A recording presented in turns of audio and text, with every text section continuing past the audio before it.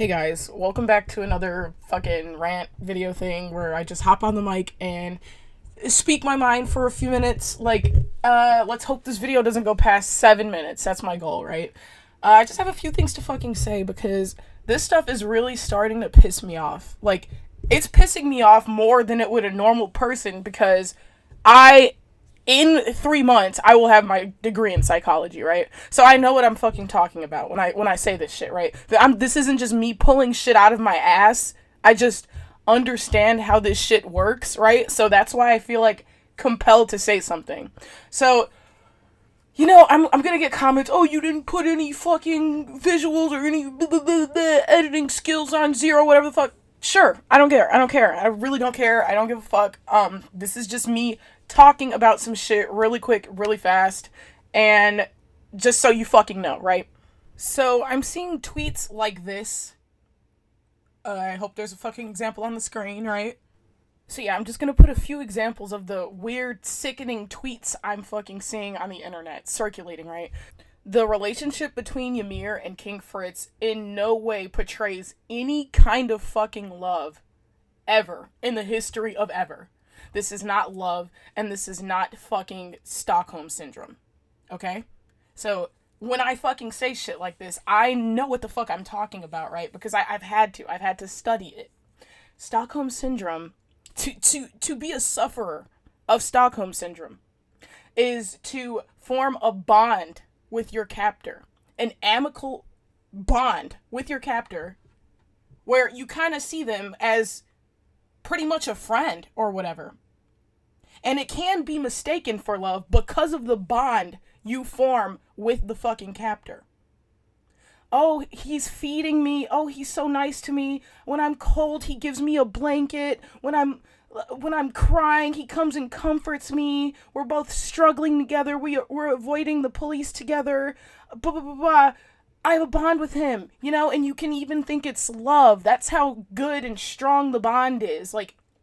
Even if you were the R word, right? Like, if you guys have some sort of intercourse and whatnot, he's treating you well. The captor is treating you well, and you form an amicable bond with him, despite the fact that you're kidnapped. This person is acting like a friend to you. And as a survival tactic, your brain holds on to that bond. And that is not what we see in the series. So Ymir did not have Stockholm Syndrome. She did not. It is impossible. Fritz did not show her any grace or mercy or anything. Oh, he gifted her his seed. They had intercourse. So yeah, that's a bond right there. That's a bond right there. He treated her like dirt. Okay? And if this was supposed to be picked up as Stockholm Syndrome, it would have been depicted that way. He wouldn't have been so terrible to her. Once she got her powers, he would have been like, oh, I'm sorry, I was so fucking hard on you at first, or whatever. Yeah, come serve me. Yeah, I'll treat you. And then he treats her better from then on. And then she serves him. Okay. Just literally give us anything to say that this is Stockholm Syndrome. In situations like this, the person who's being held captive has to be able to relax around their captor, right? And they're usually not physically harmed. The whole point of Stockholm Syndrome is your brain tricks you into thinking that you're friends with your captor because of how well they are treating you. It's not, I'm being treated so bad, so horribly by this person who kidnapped me. Maybe I enjoy it.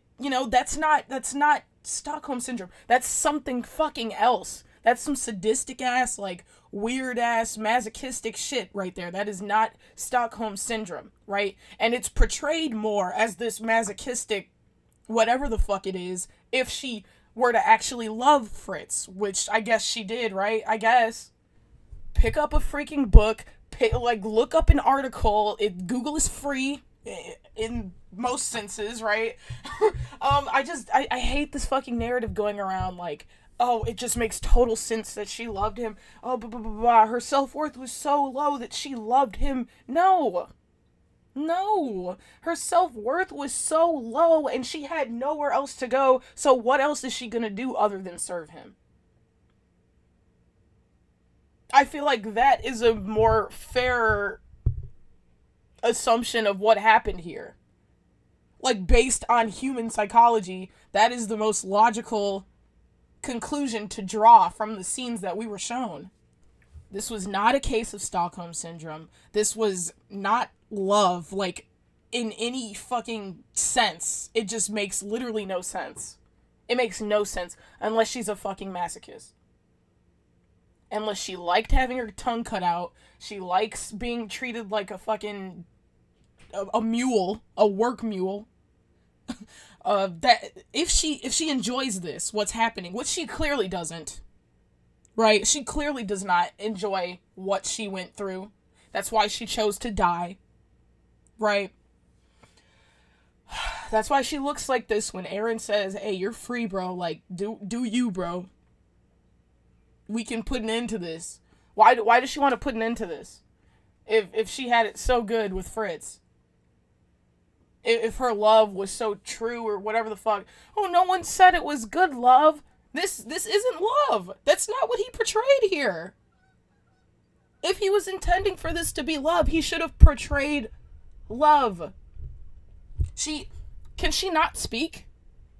Like, I don't understand why it's a choice for her not to speak. No thoughts, no anything, right? And in the anime is supposed to have Ymir only content, right? We were promised that, so we can only wait and see, right? But you what the fuck? Like, I don't understand how people are drawing from the episode they saw, right? I didn't even need the episode. The manga was enough for me to see that this is in no way, shape, or form a depiction of love. In no way. You know, because even for it to, people are comparing this shit to, like, domestic violence and, like, current relationships or from the 20s and whatnot. It's not the same. It's not the fucking same. This is someone who was kidnapped from their homeland, family killed, burned alive, taken hostage, made a slave, hunted in the woods, fearing for her life, right? And then she gets this power. She has nowhere else to go, so she just serves them. She just serves them. Oh, as a reward, I'll R-word you, right? As a reward. What else is she, she has nowhere to fucking go. She, like, her people are destroyed, so she's just like, okay, well, what am I gonna do? Fuck it.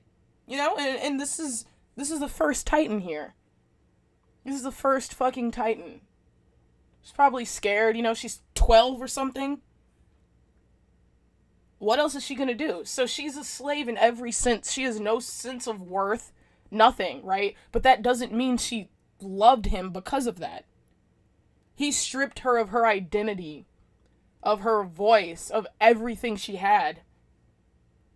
This isn't domestic violence. This isn't a depiction of a couple. This is not that at all. And it's just sickening to fucking hear so much dialogue about how this is comparable to relationships that start off with a bond, with a legit bond, that turn awry for one reason or the other. This is a kidnap hostage situation where no bond is formed. No amicable bond. He doesn't show any care whatsoever for her well-being. Doesn't care to talk to her. Doesn't care to speak to her. It's not Stockholm Syndrome. It's not. And it's not love. This is an abuser-abusee situation. This is a hostage situation. This is nothing that I mentioned before. It wasn't depicted that way. It wasn't. Now, like I said, if he had, after she got her powers, if he was like, wow, you're so special to me now, like, he could have manipulated her, like, well, this is perfect, like, you're awesome, you're amazing, look at all this stuff you can do, I love you. Then maybe we could talk about, okay, yeah, she thought this was love. If we had something like that, but this guy says no such thing, ever. Get up, slave. Keep working. He literally treats her like a mule. And you're sitting up here telling adults, like grown, college-educated adults, that we don't understand what, like, relationships or whatever. If anybody thinks this is a fucking depiction of a relationship, like any kind of, like, what's the word? Current. Is that the word? Current? Real fucking relationship. I'm so scared for you. Honestly. I am so afraid. This is not a depiction of bad love. Okay? This is not what's going on here. And I just want people to realize that. And that's literally all I came on here to say. It's not bad love. It's not Stockholm Syndrome. It's an abuser-abusee situation. It is a guy chipping away methodically at somebody's sense of self and sense of purpose and life, ultimately. And he never shows her any sort of grace or mercy. So therefore, there's just no fucking chance for her to mistake this shit as love. There is no fucking chance from a psychological standpoint for her to mistake any of these events as love. There is no psychological fucking basis for her to cling on to anything that happened to her and feel an emotion such as love. It was not depicted. Now we can get into headcanon space, right? We could say, while he was doing her, he was probably saying, I love you, and what I mean, okay, thank fucking God we didn't see that, right? But, you know, like, if, I have the imagination that if we did see, quote-unquote sex scene, because it was the R word, it was not sex, it would have been just as brutal as the rest of this shit. Thank fucking God we didn't see one of those. I would be even more sick to my stomach. You can't watch that episode and with a clear head think Stockholm Syndrome or think what's the thing called? Or think love. Like, I forgot the word just now. That's how far away from love that depiction was. And if that was supposed to be what was depicted, then through Mappa's animation, Isayama should have had them change some shit up. If that's what we were supposed to get from it. Because he's a grown man. I'm pretty sure he has some inkling of human psychology, and that's not how it works. Even people who don't know much about psychology knows this isn't how this shit works. But anyways, that's where I want to end today. Thank you so much for watching, or listening, I guess. I will see you guys on Sunday. Bye.